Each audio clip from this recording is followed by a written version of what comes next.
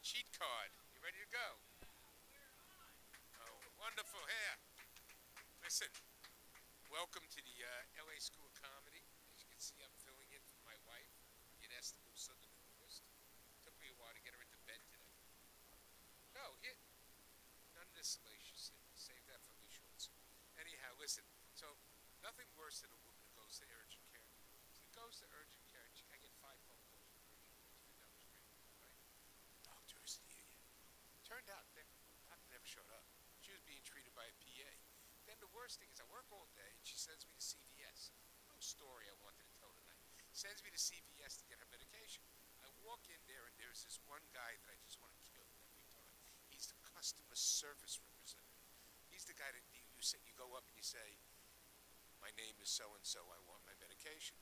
This guy gets it wrong, so I tell him about the medication. He says, oh no, we didn't get that. We didn't get that.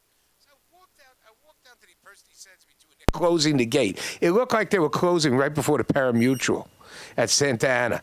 And I get in there, and I finally get to the girl, as I'm bouncing back and forth, and I say, the doctor's on the phone, says that they had called us in 4 hours ago. Oh, give me, and then she started with me. And I thought to myself, this one's always starting with me. And then she goes and she says, what's the date of birth? And I give her all the information. She goes, oh, they're working on it. I said, 4 hours? To take something off the shelf, one of them inhalers? You didn't make the inhaler. All right, that was overly made in China. So we could spend a lot of money on medication. It's like when I was on Ozempic, right? I'll leave the other girl alone because I asked my wife, I need one phrase in Farsi. I heard you, you fat cow. That's the one phrase I want to learn. One of the phrases I want to learn in Farsi. All right? One of which, I understood that, you dumb bitch. What do you think? We don't understand you? Just sort of mix it up with them. Because the worst thing was when you walk into CVS and they're all talking in Farsi. All right? Why is it filled with Farsi speakers? They're all Iranian spies. There's no question about it. They're fifth column. You know? They don't assimilate well. They're still going back. It's like Armenians talk about my mother's house in Yerevan. You know where Yerevan is? That's the Armenian capital. That the Turks haven't destroyed yet. Anyhow, I lose my trend of thought, believe it or not. We're talking about healthcare. I was thinking about Zoran Mandavi, who's going to be my favorite person to talk about until he doesn't get elected. All right? And I'm looking at a Gen Zer over here who's saying, what do you mean I love Zoran? He's going to give me free tampons in the men's room. That was Tim Walz. Another moron. Anyhow, I was thinking of Winston Churchill as I was thinking of Zoran Mandavi. It was Winston Churchill that said, a nation trying to tax your way into prosperity is like a man standing in a bucket trying to lift himself up by the handle. And you think about, it's Churchill, which means he thought about it a lot because he wanted to be just the right quote so he can skewer his enemies on one of his barbecue sticks. Because that was his specialty, the well-turned quote. That was what they did in Victorian times. Because, it's crazy thinking about World War II and Churchill, like, defending, democracy and everything else. He really didn't believe in it. All right? He was an aristocrat. His father was the fucking Duke of Marlborough. They were only 100 years away from fighting for the Queen in Belgium. I mean, tell me about it. Anyhow, he was, you think about a guy like Churchill, right? How dare they call people colonialists in today's day and age? Or white supremacists. Winston Churchill was the arch white supremacist colonialist of all times. Let's see, where did he go? He ran to fight against the Sudanese. They were only trying to get themselves free, the Egyptians. Then he ran to fight against the Boers, who didn't want the English to run the country that they just stole from the Africans. All right. Then it was World War I. Well, that's a just war, although they were fighting for their colonies. And then then were his desert years, where he just smoked cigars and everybody made fun of him and he drank himself to death every morning. But you have to think, and it's now 1942 and they turn to the white supremacist arch colonialists to fight against who? The Nazis. Now, those were real fascists. Anybody calls anybody a fascist today in America deserves to be spanked and have his mouth washed out with Dr. Brunner's soap. You don't know what a real fascist is. The truth is, a real fascist is a progressive. Think hard. There's one in the corner. Yeah. Had it out with Aaron today. I said, you love Mandavi. Yeah, giving things away for free. I said, that's because you have money. All right? The whole thing is that we now have the one big beautiful bill. So I saw Chuck Schumer performing. Now, I've known Chuck Schumer for 40, 50 years. All right? And the performance is just wonderful, watching the Democrats perform. So it reminds me back to the first Trump impeachment where they all marched in with their pens. The funny thing is watching, the representative from New York march in with his pen. He waddled. Jerry. And then there's the other one, Shifty Schiff out here. Love him. Schiff's the best. How did we elect him? How dumb are we in California that we elected Schiff? The man hasn't told the truth since he asked his wife to leave. Well, maybe he didn't. I never heard about a Schiff wife. Has anybody heard about a Schiff wife? Does that guy get laid? You wonder. I mean, some of these guys, you wonder, when do they have time for these things? Gavin Newsom, all that beautiful hair gel, he's too pretty for a wife. I mean, how do they fight over the mirror in the morning? They must, and then, Schumer always liked the camera. So what did he do? He's so frustrated that he had to rename the big, beautiful bill into Bill number 5254. I mean, who are you? George Orwell? What is this, Newspeak? I mean, you guys are out of your minds. This is what's bothering me about America today. It's very simple. Okay, just so you know, I'm not a conservative.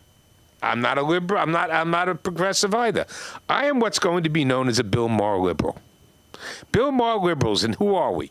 We're people of the 70s. We had better music.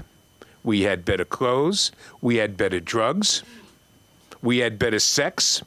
And we had a better time. But we were more liberal. We believed in abortion. How else were we going to run around without condoms? I mean, think about it. Abortion is a creature of the sexual revolution. All right? It comes from people like me in their 70s, right, who when they were not in their 70s were worrying about who the girl that they just got pregnant because they were drunk and forgot to put on their condom. And you remember, everybody didn't want to wear that rubber band, and they used to say, listen, are you on the pill? Even though the pill caused cancer. We didn't care. We didn't want to get pregnant. That wasn't the girl we were going to marry. All the things that they're fighting that today become norms is because the people in the 70s didn't get it. If we didn't get it, we want it for everybody now, even though it was stupid to get in the first place. Next thing the Mondavi's going to hand out is free ketamine. Right? He has a reason why he wants to hand out free. He wants everybody to be happy and stoned. It reminds me of a Jerry Pournelle novel. For the uninitiated, Jerry Pournelle was probably the arch white supremacist, colonialist, Nazi writer of all times. This guy was somewhere to the right of Attila the Hun. All right? He, with all due respect, he made Thomas Massey from Kentucky look left wing, or Tucker Carlson. So anyhow, Pournelle wrote this whole set of dystopian books called the Empire, the Empire this, but he posited in the Empire what happened to America. This was in the 80s. And I read these books, and all of a sudden, as time goes by, and I'm going to end with this because I don't want to shock all of you and bring you up on stage because you're all waiting, hungry, don't want to hear what I have to say. Anyhow, there he is, the progressive in the corner. He's censoring me. He's all going to have the Office of Censorship from the government come out after me. Anyhow, Jerry Pournelle posited in America where people are put into two separate categories: taxpayers, that's me, and citizens. The citizens were the ones that they put into these giant urban developments, projects. Big projects, and they gave them free booze and free boroi. Now, boroi was something they discovered on some planet. That was that book's iteration of ketamine. What Mondavi and those guys are going to do is they're going to hand out free booze and free ketamine, and everybody's just going to sit around saying, yeah, man, we love this shit. Meanwhile, they're ripping everybody off because remember who made the most money in 2024, 2025 stock trading? Aaron's favorite politician. Who was it, Aaron? Nancy Pelosi. Oh, her wealth increased by $45 million. And she said, my husband was a good trader. Funny that he always managed to sell something right before the Justice Department started an antitrust suit. And on that note, who would like to come up? I'll show you a show of hands. You are Will Cable. I love Will. All right? I don't like him without the hair and without his surfboard. But he's still wearing his flip-flops. I still got my flip-flops. Oh my God! Thank you, Mark. I always love to hear Mark. I like what he says. I really do. I record him, play him for my wife when I get home. She loves him too. I grew up military though, and growing up on a military base was rather fun. You know, when you're a kid, running, jumping, all that stuff, getting cancer, because every single military site is now a super fun site. Yeah, I know this because I'm an environmental geologist now. But military didn't pay that much when we were growing up. Oh, on a side note, Navy. So we would live in these pretty much like the projects, and all the dads were gone. Again, wow, I'm realizing this is a lot like the projects. So no dads around, all these kids going nuts, and it was like Lord of the Flies. Just the kids ruling everything. It was so much fun. We had, I think it was a Dodge Dart as a car that, oh, you know the Dodge Dart. From the 70s. Yeah, yes. We had this in the 80s. We had a Dodge Dart. And the Dodge Dart would break down all the time. But it was always the same breakdown. I can't even remember the carburetor, because back then cars were easy. They didn't have to have a computer. You could actually work on them yourself. Broke down once with us all in the car, and on the side of the road, my dad opened the hood and found a little stick, which we dubbed the magic stick, because as the hood stayed open, one of the children, usually me, would go out, get in the engine, and put the magic stick to hold the air intake valve open. And then we would close it, get it going, and the magic stick would go on the dashboard. My dad never got the car fixed, as long as we had the magic stick. Magic stick came in handy because it would stall as going through a intersection. And no big deal seeing a 7-year-old run out, get on underneath the hood as his mother drove it across the street to the other side. Yeah, we were fearless. We had another car, a Volkswagen Squareback. I don't know. Do you remember that? Yeah. Another, I don't know. It's a small station wagon. Volkswagens were, I guess, meant to be worked on by elves, because you had to have very small hands to get to any of the parts in there. Or be a 7-year-old. Because the thing that made me cringe a lot was when my dad would say, "Son, I need your help. Your hands are smaller than mine." That usually meant some work on the Volkswagen. Volkswagen, again, was falling apart. I don't even know what year it was, but it was the 80s. It needed a paint job. We did it ourselves with paintbrushes. Yeah, have anybody ever seen a car with brush strokes on it going down the street, bright yellow? That was us. God, we did it so many times, and it spent so much paint, it probably would have been cheaper to take it to Meineke and get them to do it when all was said and done. Earl Scheib, yes. And apparently we lived in Hawaii because of the salt air, the cars would always rust. And back then, the antenna was just, you pull up and down manually. And the base around that would naturally rust. And my dad got a hold of some foam and squirt it in there and hold it in place. And my father's motto was, if a little is good, a lot is even better. So one night we squirted down a lot of this expanding foam and went to bed. We got up the next day, and that foam had expanded up the inside of the car. It was coming down the window on this side. Looked like a bunch of stalactites. I thought we would get a razor blade or something just to get him off, but no, you can't do that because the antenna was sticking up and he didn't want to mess with the mold or the grip. So we would drive around with stalactites coming down from the one side of the car.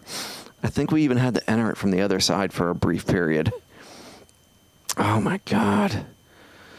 Yeah, let me think of that. And other things, God, so he was a cheap man that Republican that had a subscription to Mother Earth News.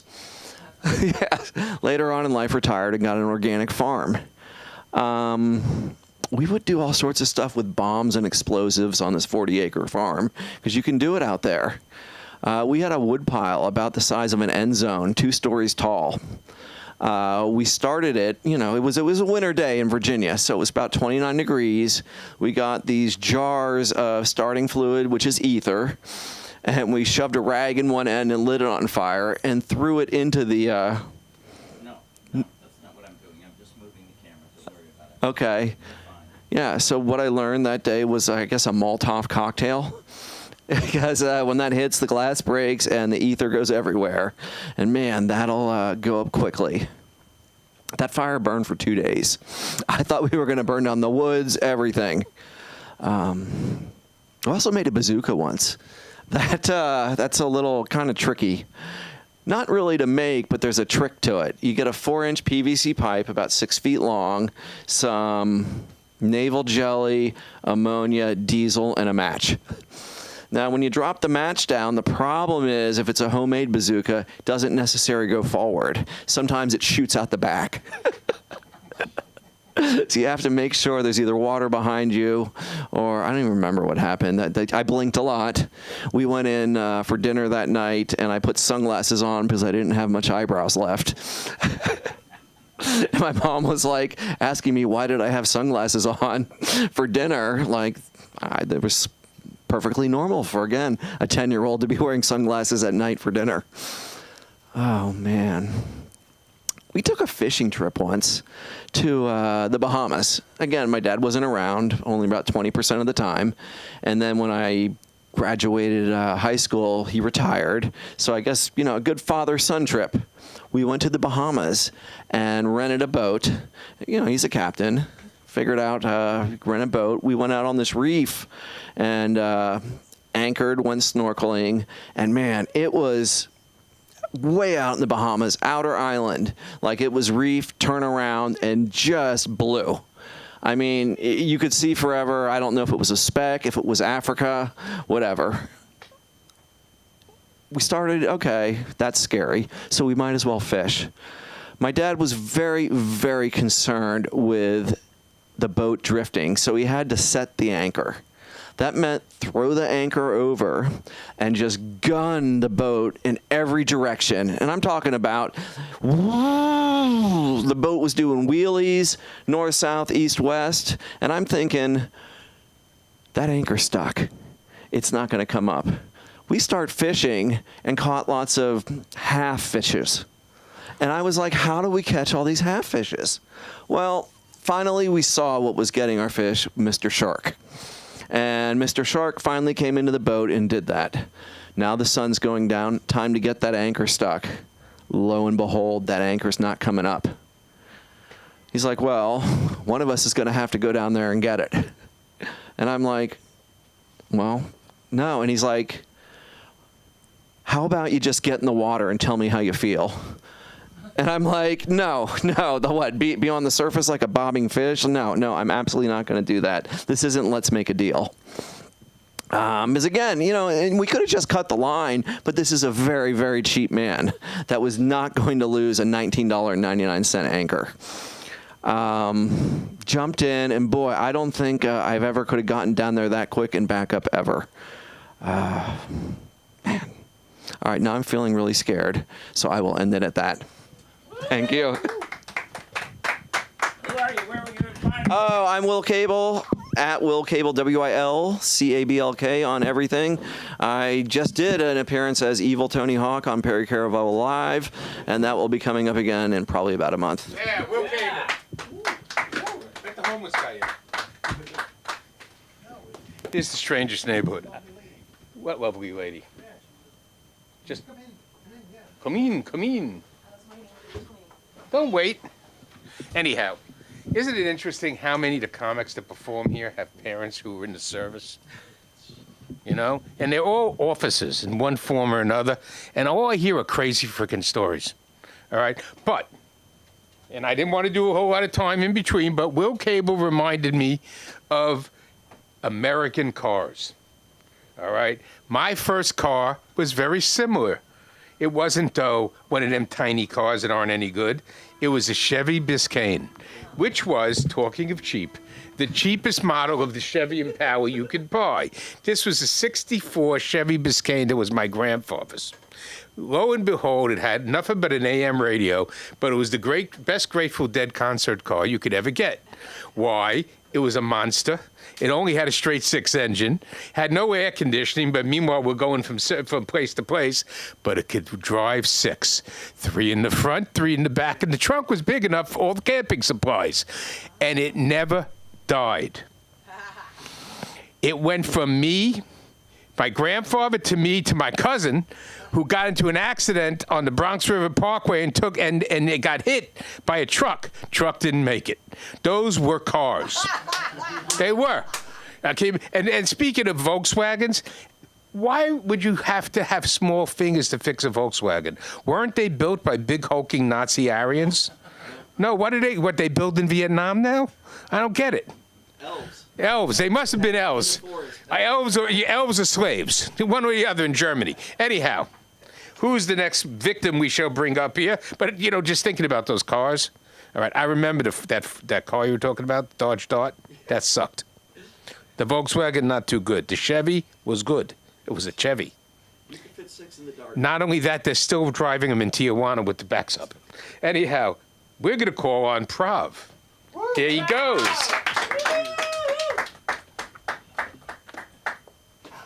All right. Thank you so much.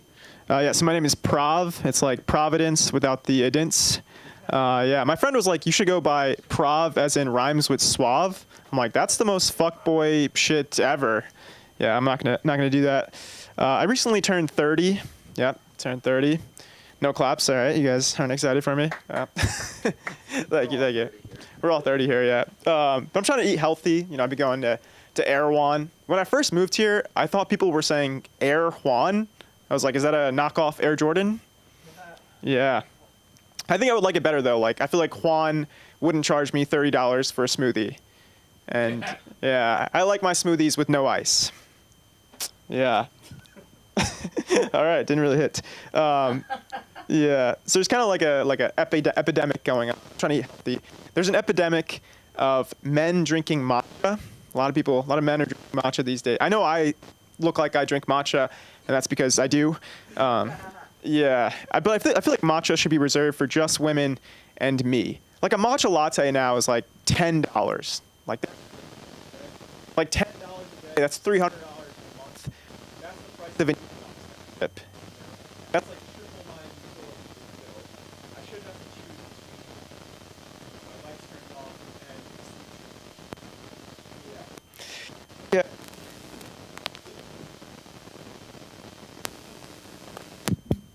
This working? All right, there we go. So I'm trying to be more intentional, with dating too. I'm 30 now, avoiding situationships. A situationship is like playing a game where you don't know the rules, and if you ask what the rules are, you lose. Yeah. Has anyone here been in like a situationship? Yeah. I was 30. Oh, when you were 30. Okay, yeah. How long was the situationship? What's like the longest? 3 months. What about you? 2 months? Okay, I gotcha. But I've heard of people with like 9 months. Like 9 months friends with benefits. At that point, the benefits should be like health insurance. Yeah, apparently situationships happen because people are avoidant attached. That's like the term. People who are bad at communicating, they ghost, they are avoidant attached. But the term used to be being an asshole. Yeah. Now you're avoidant attached. Yeah. Okay, I would talk about the man of the month, Zoran. So speaking of dating, Zoran met his wife on Hinge. I don't know if you guys knew this. But I actually kind of like Zoran because he's like an Indian dude who wanted to be a rapper. That's like all of my friends, Like, that's my boy. Like, I feel like he would be in the group chat and, like, we'd give him nicknames. You got the obvious one. You don't mess with the Zoran. You got Bro Ron. Hide your kids. Hide your mom, Donnie. All right. I don't know if these... What's the other one? Zoran Rat. What's that? Like saran wrap. Oh, like saran wrap. Ah, okay. Yeah, gotta add that to the list. But yeah, people were like, oh, how did he get elected? What was like his groundbreaking strategy? And he was just like, yeah, just like talk to people. Like he just like talk to voters and like see what they wanted. Yeah.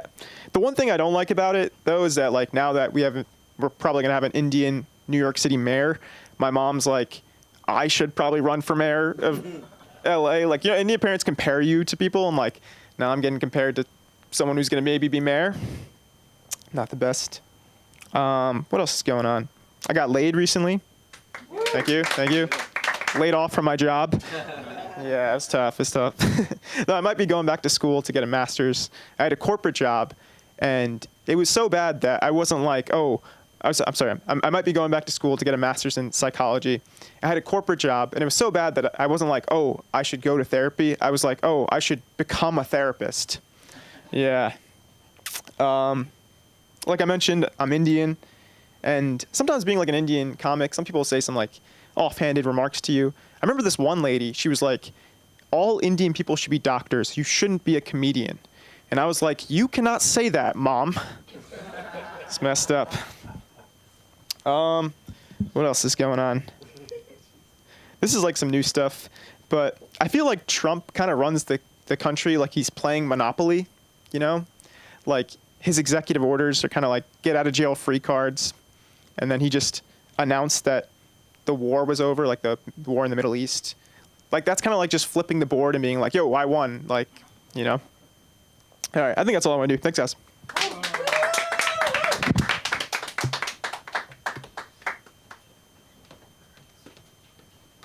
All right, I don't want to get ethic. All right, but Zoran's going to make us do it. All right, Prav. Okay, tell them the truth. Where in India are you from? Where my parents? I grew up here. I know you grew up here. You have the accent. But where are your parents from in India? Mumbai. Of course. All right? You don't look it. Here's the thing about India. I have a lot of Indian clients, mostly doctors. Yeah, okay? And a number of them in the hotel business. I had one Indian doctor from North India. And I had another Indian doctor from South India. They were partners, and they hated each other over each other's color. All right? There is no such thing as India. There are, 182 official languages. God knows how many ethnic groups. They're not all just a monolithic Indian, but Zoran Mandavi is one of the elitist ones from North India. And you don't get teeth like that unless somebody paid for them. All right? So he's not just going around talking to people, he's showing them teeth. The last mayor we had with teeth like that was John Lindsay. And he was the worst. But if you think about it, let's talk numbers. See? You think I'm going to say something and I'm not. Let's talk numbers. There are 5.8 million people in New York City. 1.3 million of them can't vote, and 500,000 people voted in the Democratic primary. Out of those 500,000 people, only 400 of them voted for Mandavi. There's a big election coming up, and everybody forgets a major fact. All right, there are a lot more black people in New York than there are Indians. And there's certainly a lot more black people than there are communists. With all due respect, Eric Adams definitely has an edge. And the ministers are going to be out there in force. Because he don't want anybody cutting into their cut of the pie. And on that note, okay, we shall bring up the middle-aged Mexican. Actually, he's a middle-aged muchacho. My good friend, Billy Ramirez. Thank you. My name is Billy Ramirez, and this one's like fresh off the press. So we'll see how this goes. All right. Thank you very much. Is anyone else here getting older or just me? All right. I guess it might just be. So I don't have kids, never been married. I've worked an office job for many, many years. So I don't have like a lot of those milestones and mileage to remind me that I'm getting older. But there are ways that I'm noticing that I'm getting older. Like, for example, like white hairs are popping up everywhere. I looked it up on Google. There's no such thing as just for pubes, so I guess I gotta use the regular stuff. Also, I'm not as airtight as I used to be. Like, for example, if anyone offers me a toke off the Jazz lettuce, if I decline, it's because sometimes now when I cough, I toot, okay? Yeah. I get the toke toots now also. But in addition to that, I also get the sneeze toots, which can be very violent and can be rough. You know, it feels like you just blew out your O-ring. You know, feels like the old turd cutter just took a high-speed photograph of something. You know, it's and when you're losing wind from both ends at that speed, it feels like you're about to implode, like that Ocean Gate sub. You know. Anyways, but there are other ways that I'm noticing that I'm getting older. Like, for example, I'm fine with being a hypocrite about some things. Like, I don't care. Like, for example, I'm anti-war, but pro-CTE. You know, that disease that athletes get after too many blows to the head. Actually, let me clarify. I'm not completely anti-war. Like, I'd be pro-war if billionaires went. If billionaires went to war, I'd have season tickets to war. Like I'd have the all-channel TV package for wars, and I'd stay up late watching war highlights on War Center. You know, it's like, oh my God, is that billionaire about to try using a handmade tank made out of carbon fiber? Like, this is not going to go well. Like, yes, I did just watch that Ocean Gate documentary. But in regards to CTE, like, it's not like I want people to get hurt, but if people willingly sign up to do something stupid and get hurt, I want to watch, which is one of the reasons why I'm a fan of Jackass and why I've spent a large part of this week watching Power Slap highlights on YouTube. If you're not familiar with Power Slap, it's this new thing where two willing combatants, they stand in front of each other, face each other, and then just slap each other in the face as hard as they can. And as a bonus, the power slappee cannot flinch or defend themselves. I think that's hilarious.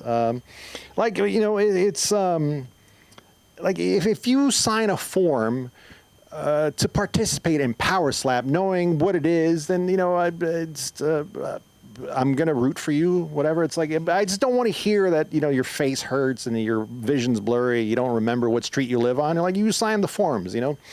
But, like, one of the funniest things to me about Power Slap is they have referees. You know, they have actual referees. And sometimes when someone gets power slapped into a near coma and they're laying on the ground, the referee will still count. You know, it's like 1, 2, 3. For like, look, if you don't stop convulsing and get up, like, I might have to stop counting. All right. Anyways, but sometimes a power slappee will regain consciousness just quickly enough to get up and beat the count, and then they start stumbling around like they took full advantage of bottomless mimosas at brunch, you know, and and then they reattach themselves to the ground via something hilarious like a somersault, or I don't know if you're familiar with the wrestler Ric Flair, but he used to do this thing where if you smack Ric Flair, he would take 3 steps and then immediately just keel over. Like, it's hilarious, but you know, and then some people say that it signals the collapse of society, and I don't know if I agree with that. You know, there's a lot of things that signal the collapse of society, but if it does, I don't care. I don't care if Power Slap signals the collapse of society, because it gives me something to look forward to. If society collapses, like we have Power Slap now, like what could it expand to? Like maybe power shovel to the back of the head, or, you know, power kick you down the stairs, or maybe something like a power piñata, you know. And I figure if anyone's willing to sign up for power piñata, they're not really not going to mind getting candy shoved up their butts. So anyways, it's not too bad. Let's see, did I miss anything? Did we implode? A hypocrite? I think I got everything. Not bad for first draft. All right. Let's see. Does anyone here wear giant glasses? Anyone? No one wears giant glasses. Do you have the giant glasses? No, those are still pretty reasonable. But you know, there was a fad with like the huge giant glasses, and I never liked it. The only thing I liked about the giant glasses is like sometimes they were so big, people looked like they were driving a bus, and if I didn't feel like talking to them, I could just go like, you know what, I'll just take the next one, you know, move along. But the reason I don't like the giant glasses is because nowadays, you can buy any frame that you want and get them in an hour. Go to the mall, go to the Peter Parker or whatever it's called, and Parker Lewis or whatever the thing is, and get any frame you want. But instead, to be stylish, people would rather wear the frames that poor kids had to wear in the 80s and 90s. And I should know because I was one, okay? So every year, my mom and I would go to the optometrist, and then I, full of hope, which was my first mistake. Don't have hope. Hope is the worst. I would look at all those, the floor-to-ceiling displays of frames, and it was the early 90s, so it was like a lot of cool shapes and colors and neons, and I was like, oh, man, surely I won't look like a dork in those. But then the optometrist would lead my mom and I to this darkly lit desk in some faraway corner. And then the optometrist would reach under the desk and pull out this old box of the ugliest frames you've ever seen. It looked like a lost and found box, and that's where I had to choose my frames from. I was like, I'm choosing my frames out of this. Like, there's a wallet in here and half an apple. What's going on, There's a coat.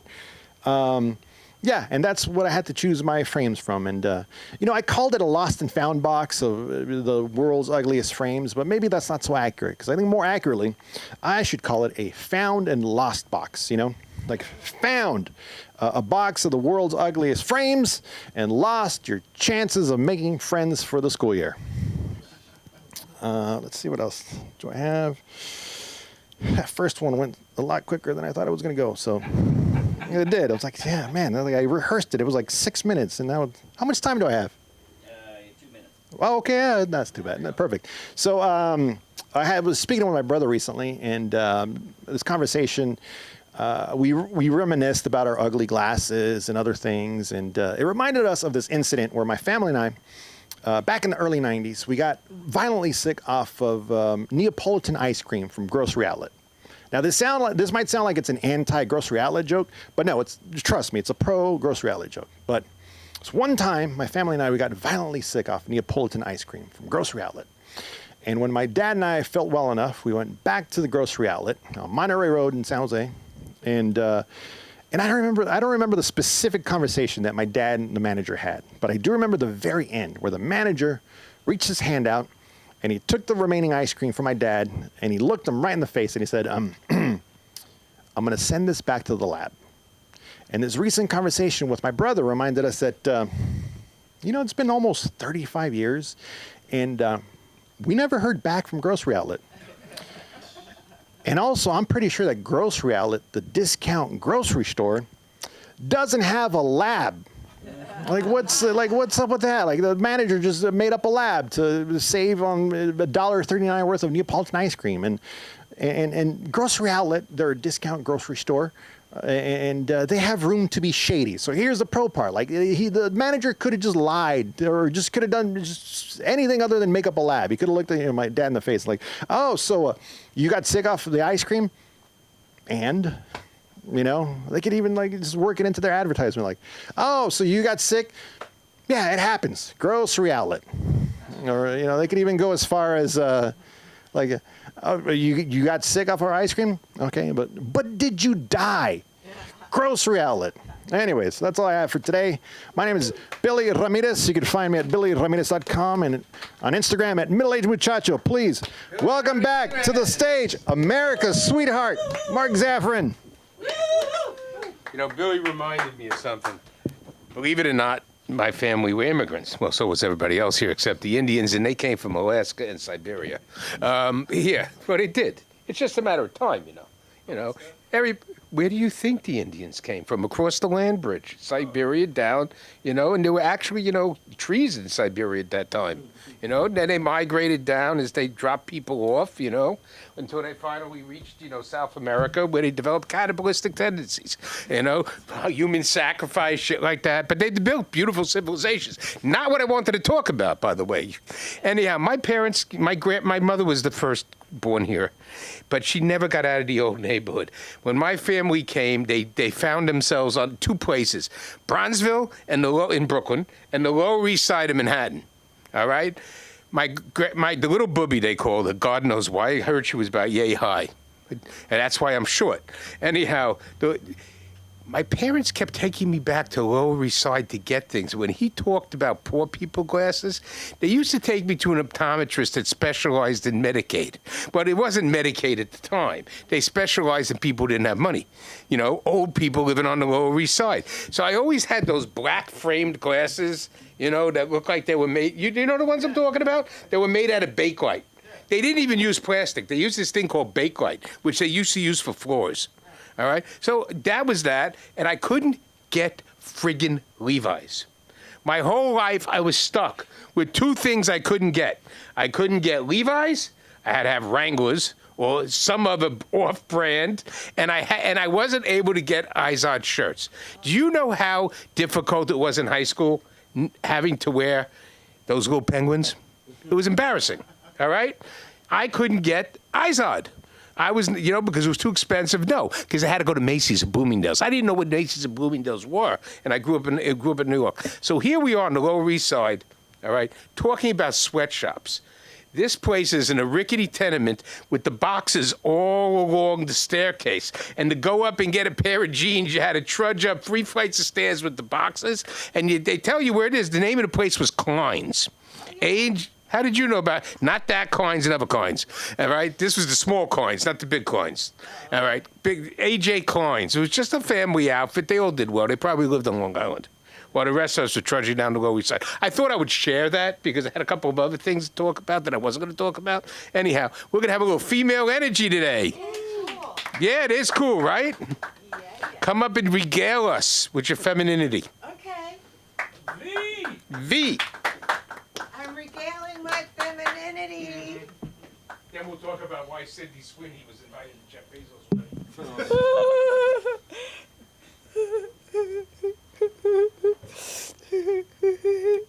Still regaling my femininity. All right, B, get a movie. I'm really digging this regaling femininity. Yeah, I forgot. I only paid for 5 minutes. Okay.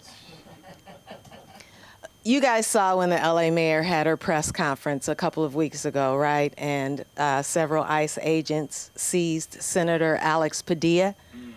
You saw it? You guys didn't see it?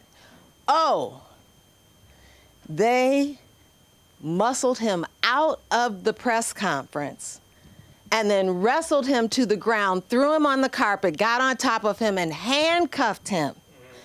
And just for 1 minute, I wish I was an ICE agent on top of Alex Padilla.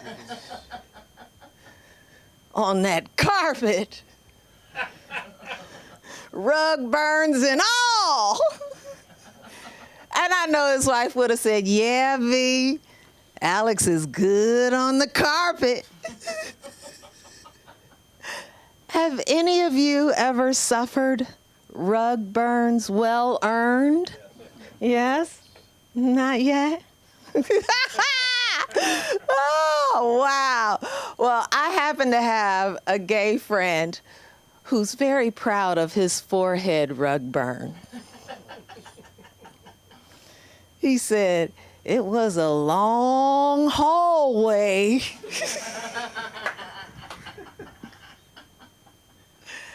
And you know what we call him? Rug! Love Rug. Yes, I'm V. Everybody say, what's happening, V? What's happening, V? Well, just regular old day as a mother of Spectrum kids. Yeah. Clap it up for me. I'm alive.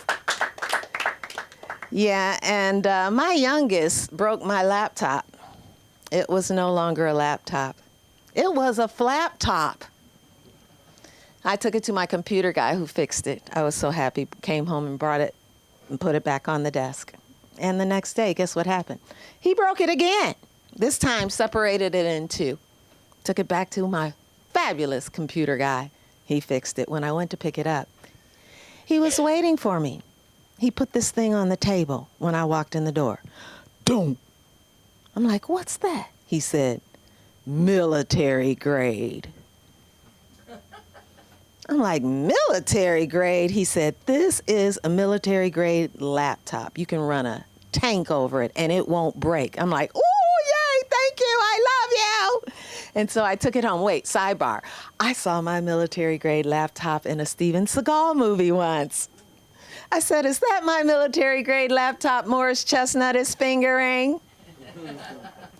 Anyway, I gave it to my son, hid mine, and when I came out the door, I saw him with his brand new military grade laptop open, face up, and he was in full lunge position, trying to break it. Woo, happiest day of my life. I went into full HBCU marching band moment. You can't break it. You can't break it. You can't break it. You can't break it. Ha! Anyway, when he saw me, he went, which is to say, what the fuck is this? Why can't I break it? Are you fucking with me? So I answered him in autism speak. I said,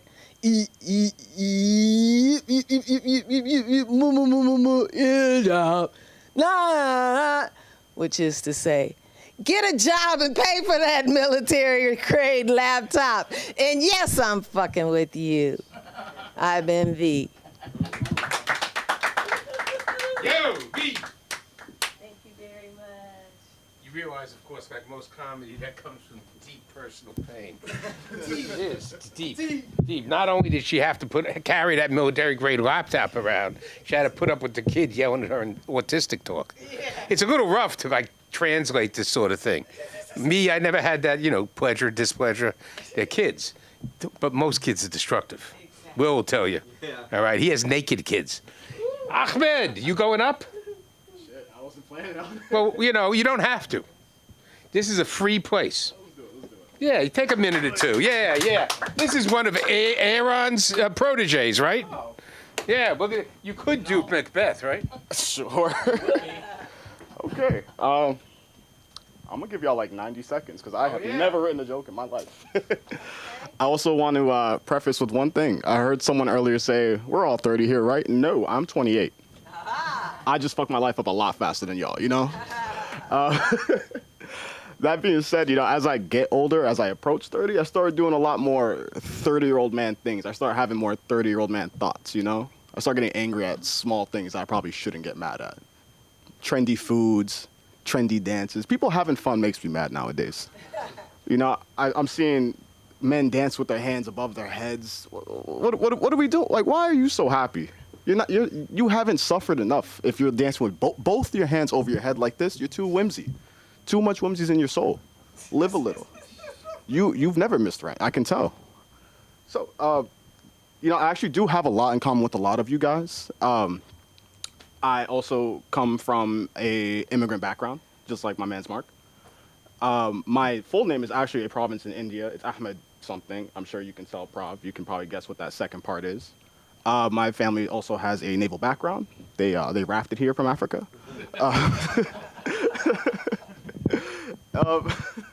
Shit. But I guess as I get older and as I figure out, sorry to hurt you guys' feelings. As I get older, I start to realize a bit more about myself and who I am. And I realize, I'm new to LA. I moved here semi-recently. And I discovered I like being around weird people, Exactly. I'm in my element, I feel like being an African with an Arabic name, you kind of have a hard time finding your niche in the world, That's how you end up at places like EDM festivals, A whole bunch of weird people. Oh, you don't fit anywhere. Join our roster, Start doing ketamine with Zoran out in Tomorrowland and shit. But I'm taking it day by day. I'm trying new things here and there, and I'm appreciating it. I do have one small gripe, though. I'm finding out a lot of people here will do anything to make a buck, I don't know if you guys know this, but I was actually invited here last week. And I was told to come just check out the show. Now, I walked in here, 6:30 sharp. Bright, I was the first one here. All you motherfuckers were late, and I was told to come on time. But I guess that's a comedy thing. I walked in as a guest. Now, I don't know if you guys have friends who come over, but you don't charge them an entry fee. You don't charge them for food. I walked in, homeboy had his hand out like this for $5. And I'm realizing I got gypped. I thought I was gonna come watch you guys. Now I'm here paying to perform for you guys. And I'm realizing maybe this is how we all ended up here. Maybe slowly but surely we'll have a full audience of people we've invited here and made $5 off. And that's really what comedy's about. Now, I know Miss Linda's not here, but I think I think she'd be very happy to see me up here, and I wish you could have seen this, but I do want my $5 back. Thank you, guys. You know, him asking for a refund before I bring up our last stack. I was going to talk about, I had three things in my mind, you know, because I'm kind of an impromptu guy. One was, Billy reminded me of gray hair. Now, gray hair, okay, is one of those things that should be treated, right? People think more about gray hair, treating gray hair, than they think about treating cancer. And they spend more money on it.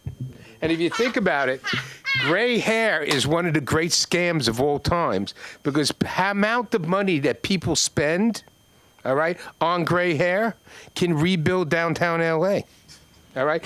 So I thought about that, but then I decided that Ahmed's talking about getting his money back. And I was thinking about Meghan Markle. Okay? How is it that you go from Buckingham Palace to selling jam?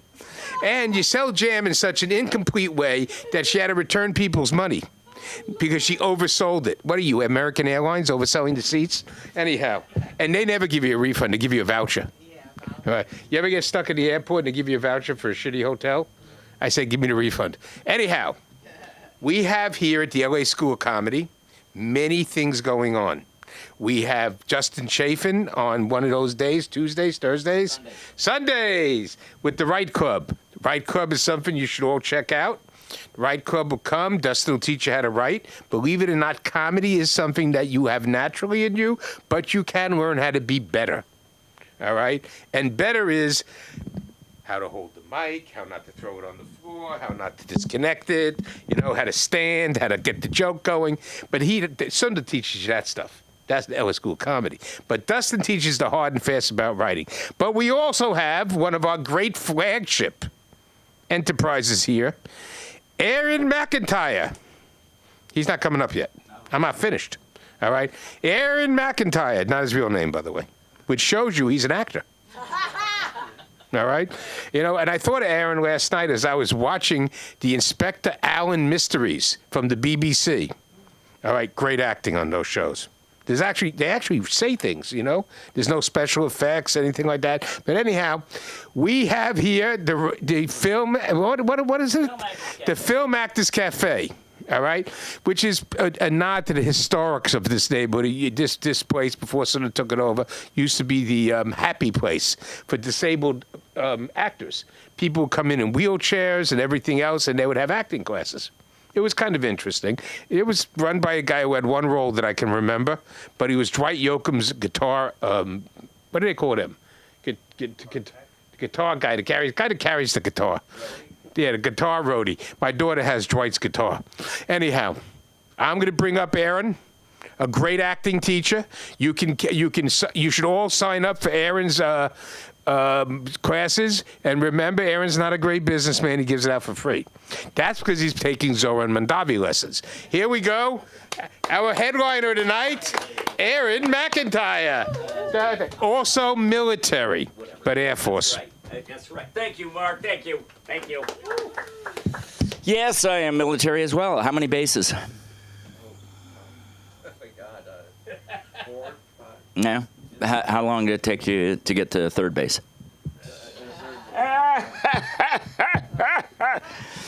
You know, we're outnumbered here, Will.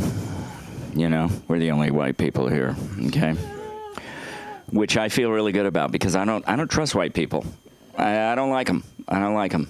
I mean, I like myself, but, you know, I don't like white people. On the whole, they're just whiners. They're big whiners. They just sit around, they're appropriating my culture. And it's like, we have no culture, right? White people have no culture. Except for the double wide with the lawn chair and a Pabst Blue Ribbon out in front of the, double wide. I'm a little confused about some of the vernacular nowadays. You know what I mean? The way people talk. How many times if next time a person says you feel me, I'm going to say, no, I don't feel you, and I really don't want to, so stay away from me. I don't know why they have to keep saying, know what I mean? Know what I'm saying? Know what I'm saying? Yes, I know what you're saying. Just keep talking. If I don't know what you're saying, I will stop you, and I'll tell you that I don't understand what you're saying. The other thing is like when you go to a store and you walk in and somebody comes up to you and goes, "Feel free to look around." What the hell do you think I came in here for? Yeah, thanks a lot for the permission. Can I help you? I always just look at them and go, "Nobody can help me!" And then I run out, and then they never bother me again. It's great. I walk around the mall a little bit, and then I come back, and then I feel free to look around without this intrusion. You were talking about, we had a blue VW station wagon. A blue one. My sister and her best friend, when my sister was 16, her friend was 15. She just got her license. They were driving around, and she decided to let her friend drive the car, and they rolled it. So then we drove around for the rest of the time we had the car, which was about 4 years. It was a blue Volkswagen with a station wagon with a red door and a red hood. Man, we stood. You could always find the car in the parking lot. You know, when you went to the supermarket, you could always find it. I fell on my head when I was 8. Fell out of a second-story window. Yeah. Right on my head. That's why I am the way I am. Bald. That's just something I just came up the other day. But what is it with the people with the top knots? You know, it's kind of like a fuck you to all the bald people. You know what I mean? Because I can grow hair here. You know, it comes in really nice over here, but right here, I grew it for a while, and I didn't do a comb over because I think that's tacky. I just did a comb back. Because I had a big clump of hair that's right here in the front, and then I would just like push it back and grow it long. But the problem is I'd go out in the wind, and it would be like one of those, those floppy guys, the balloon people. It would be like, ah, and I'd be walking down the street with this little thing like that. So I just decided one day I'm just gonna shave it all off, and it wasn't rug burns that got it off. The acting class, one of the things, I was telling this story the other day, and I didn't tell the complete story, so I'm just going to tell it tonight, and this is going to be my last thing. It may not be funny. I don't give a shit. I don't care. The first day of COVID, or actually it was the day before COVID, I had this friend who was a dealer of pot and other things, ketamine, lots of stuff. And she stayed at my house, and so when she left, she gave me this keef. She gave me this little thing of keef, And I was like, "Oh, what's that?" She said, "You just sprinkle it in your food, and it'll give you a nice little buzz." And I was like, "Okay." So the day before the big announcement about COVID, I was going to be teaching a kids class the next day. And I was making this thing of chili. And I was like, "Oh, this would be perfect. I'll put a little of the keef in there." So I poured the whole thing in there. And when I told her that, she was like, "You're supposed to do like a pinch." And I did the whole thing. Sat in the crock pot all night and cooked. So I got up in the morning. I was like, "Oh, this is okay. Well, let me taste it." That's all I did. I'm just going to taste it and see how it tastes. Taste it. That's good. So I took another bite. Then I put some in a little. I completely forgot that I'd put that stuff in there. So I put it in a little bowl so that I could have lunch because I had 2 classes that day. So I get to class, and I'm about half an hour in, and everybody comes in, and because it's the first day of COVID, everybody's freaked out. All the kids are like, "Stay away from me," and everybody's running around like keeping 6 feet distance between them, and nobody wanted. And I was just like, "Oh my God, this is so weird." And then I just started feeling very strange. So there was this one kid who used to bug the shit out of me because he was like one of those kids who was like really cool, He was like 13. He was like, "Yeah, I'm cool, man. I'm going to be an actor." And he wouldn't do anything that I would tell him to do. He would just sit there and like be really cool. So he was doing this scene where there's a dog that's lost, and he's supposed to be running around looking for the dog. And I had the name wrong. It was Tom Duncan's. So this kid is supposed to be calling this dog who's lost, and it's like, "You have to get the dog. You got to find the dog." And so he's going, "Here, Tom Duncan's. Here, Tom Duncan's. Here, Tom." And I'm like, "Dude, you're calling a dog that's supposed to be lost. Is that what you would do? No, you go, hey, here, Tom Duncan, something, right? You'd be yelling for the dog. And he goes, okay, here, Tom Duncans. Here, Tom Duncans. I said, you're calling a dog. Just call the fucking dog. And I was like, oh, it was a wrong thing to do. But it was because I was high. It was because I was high. Never done that before, never done it since. But thank God, because of COVID, I didn't have a second class that day. That's all I've got to say. All right, that's my time. Thanks, everybody. I guess that's our evening. Here comes your MC. We're going to thank everybody. Yeah. We'll come back again as the LA School of Comedy. Don't forget to sign up for Aaron's class. Take your privates with Sunda. You can get your money back. You get a discount. Give you a discount there. You could use a couple of lessons. All right. Wrap it up. All right. Wrap it